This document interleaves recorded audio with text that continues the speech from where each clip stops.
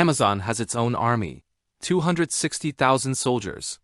Twice the size of the US military. It invades India, defeats their rulers, collects taxes from 200 million people.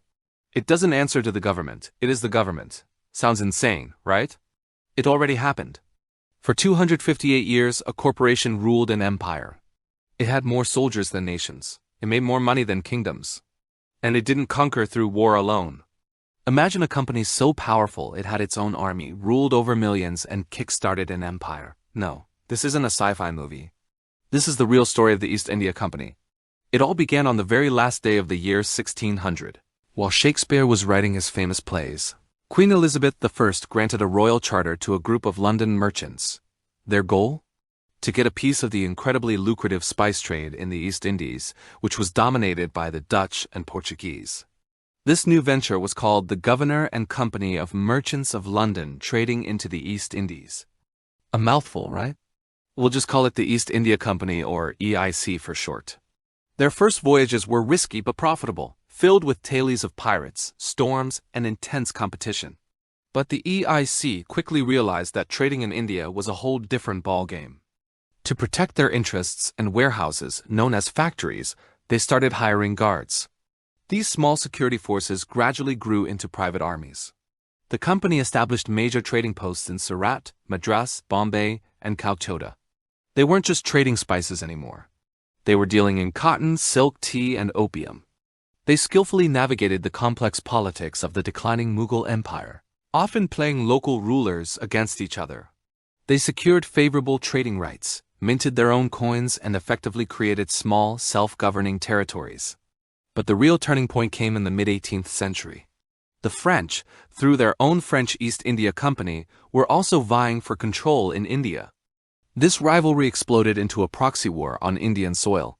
A brilliant but ruthless EIC employee named Robert Clive saw this as an opportunity. The flashpoint was Bengal, one of the richest provinces in India. Its young Nawab, Siraj-ud-Dowlah, was wary of the company's growing power and captured their fort in Calcutta. This led to a direct confrontation. In 1757, Clive marched his small army against the Nawab's much larger force at a place called Plassey. Through a combination of British military discipline, a surprise rainstorm that soaked the Nawab's gunpowder, and most importantly, treachery from within the Nawab's own ranks, Clive won a decisive victory. The Battle of Plassey wasn't just a battle.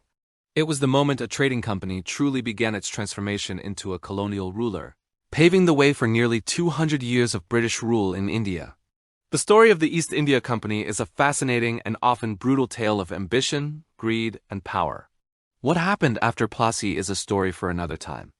If you enjoyed this journey into the past, make sure to like and subscribe for more deep dives into history. Thanks for watching. March 1757. Clive makes his first move. He attacks and captures the French fort of Chandernagore, eliminating European competition. Now it's just him and the Nawab, but Clive knows he can't win a straight fight. The Nawab has 50,000 soldiers. Clive has 3,000, so he does something brilliant and ruthless. He buys the Nawab's own army. Clive makes contact with Mir Jafar, the Nawab's commander-in-chief. The deal is simple: betray your master, let us win, and you become the new Nawab of Bengal. Mir Jafar agrees. But he's not alone. Clive also bribes the Jagat Seth banking family, Yar Luduf Khan and Rai Durlab. The conspiracy is set. The Nawab suspects something. He's getting conflicting reports. Clive sends him reassuring messages while secretly preparing for war. On June 13, 1757, Clive marched north toward the Nawab's capital, Murshidabad. 3,000 men, against an empire. June 23, 1757, the village of Plassey. On the banks of the Bhagirathi River. Monsoon season. The rain is coming. Clive's army, 800 British soldiers, 2,100 Indian sepoys, and 10 field guns. The Nawab's army, 50,000 soldiers, 16,000 cavalry, 53 heavy cannons, and 10 war elephants. On paper, this is suicide. But Clive has two advantages the Nawab doesn't know about. 1. The bribe. 2. British discipline. The battle begins at dawn. The Nawab's artillery opens fire. The sound is deafening. For 3 hours, both sides exchange cannon fire. British losses mount. Clive's position seems desperate. Then the sky opens up, a massive monsoon downpour. The Nawab's forces, unprepared, see their gunpowder get soaked. Their cannons go silent. But the British had protected their ammunition. Their guns keep firing. And here's where it gets surreal. Most of the Nawab's army just stands there. Mir Jafar's 16,000 troops, they don't fight. Hyderabad's forces? They don't fight. 3/4 of the Nawab's army watches from the sidelines as their ruler's forces collapse. When the Nawab sees his army falling apart, he panics. He flees on camelback. The battle ends at 5 p.m.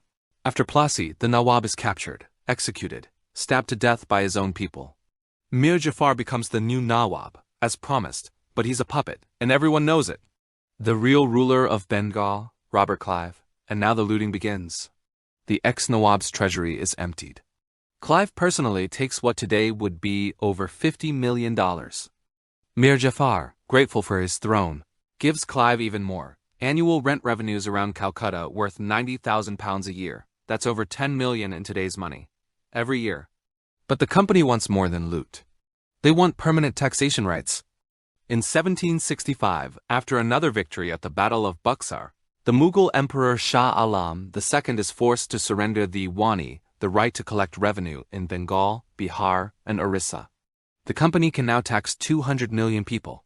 Let that sink in. A corporation, collecting taxes, from an area the size of France. The company now spends half its income on its army, and uses that army to conquer more territory, which generates more taxes, which funds a bigger army. It's a perpetual conquest machine. By 1857, the company rules almost all of India. The East India Company existed for 274 years. From 1600 to 1874, it ruled India for over a century before the British government finally took direct control in 1858.